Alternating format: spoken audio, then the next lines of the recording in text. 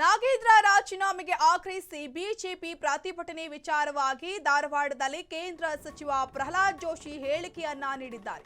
ನಾಗೇಂದ್ರ ರಾಜೀನಾಮೆಗೆ ಆಗ್ರಹಿಸಿ ಬಿಜೆಪಿ ಪ್ರತಿಭಟನೆ. ಧಾರವಾಡದಲ್ಲಿ ಕೇಂದ್ರ ಸಚಿವ ಪ್ರಹ್ಲಾದ್ ಜೋಶಿ ಹೇಳಿಕೆಯನ್ನ ನೀಡಿದ್ದಾರೆ. ಚಾರ್ಜ್ ಶೀಟ್ ಹಾಕಲು ಅನುಮತಿ ಕೋರಿ ಸಿಬಿಐ ಮನವಿ ಮಾಡಿತ್ತು. ಚಾರ್ಜ್ ಶೀಟ್ ಹಾಕಲು ರಾಜ್ಯಪಾಲರಿಗೆ ಅನುಮತಿ ಕೋರಿತ್ತು. ನಾಗೇಂದ್ರ ಮಂತ್ರಿಯಾಗುವ ಮುಂಚೆ ಮನವಿ ಮಾಡಿತ್ತು.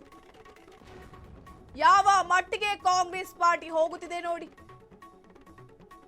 ಆದ್ರೂ ಬಿ ನಾಗೇಂದ್ರ ಅವರನ್ನು ಮಂತ್ರಿ ಮಾಡಿದೆ.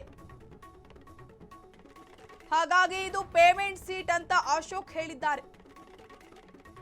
ಕಾಂಗ್ರೆಸ್ಗೆ ನೈತಿಕತೆಯ ಗಾಳಿ ಗಂಧ ಗೊತ್ತಿಲ್ಲ. ಒಂದು ವೇಳೆ ಗೊತ್ತಿದ್ರೆ ತಕ್ಷಣ ನಾಗೇಂದ್ರನ್ನ ಕೈ ಬಿಡಬೇಕು. ಧಾರವಾಡದಲ್ಲಿ ಕೇಂದ್ರ ಸಚಿವ ಪ್ರಹ್ಲಾದ್ ಜೋಶಿ ಹೇಳಿಕೆಯನ್ನ ನೀಡಿದ್ದಾರೆ. ಈಗಾದರೂ ಎಚ್ಚೆತ್ತುಕೊಂಡು ಈ ಮೊದಲೇನೆ ಈಗ ಹೊರಗಡೆ ಬಂದಿದೆ. ಅವ್ರ ಮಂತ್ರಿ ಹೋಗಂತ ಮೊದಲನೇ ರಾಜ್ಯಪಾಲರಿಗೆ ಅವ್ರ ಚಾರ್ಜ್ ಶೀಟ್ ಫೈಲ್ ಮಾಡ್ಲಿಕ್ಕೆ ಅನುಮತಿ ಕೇಳ್ಯಾರ. ಯಾವ ಮಟ್ಟಕ್ಕೆ ಕಾಂಗ್ರೆಸ್ ಪಾರ್ಟಿ ಹೋಗ್ತಾ ಇದೆ ಅಂತ. ಹಾಗಾಗಿ ಇದು ಪೇಮೆಂಟ್ ಸೀಟ್ ಅನ್ನುವಂತ ಆರೋಪವನ್ನು ಸಹಿತ ಸನ್ಮಾನ್ಯ ಅಶೋಕ್ ಅವರು ಮಾಡಿದ್ದಾರೆ.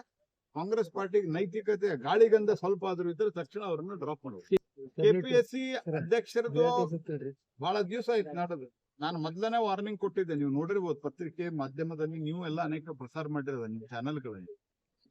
ಬಹಳ ದೊಡ್ಡ ಪ್ರಮಾಣದಲ್ಲಿ ಭ್ರಷ್ಟಾಚಾರ ನಡೀತಾ ಇದೆ ಅನ್ನೋ ಆರೋಪ ಬಂದಿತ್ತು. ಕಾಂಗ್ರೆಸ್ ಪಾರ್ಟಿ ಕಣ್ಣು ಮುಚ್ಚಿಕೊಳ್ತಿತ್ತು. ಕೊನೆಗೆ ಈಗಾದರೂ ಎಚ್ಚೆತ್ತುಕೊಂಡಿದೆ.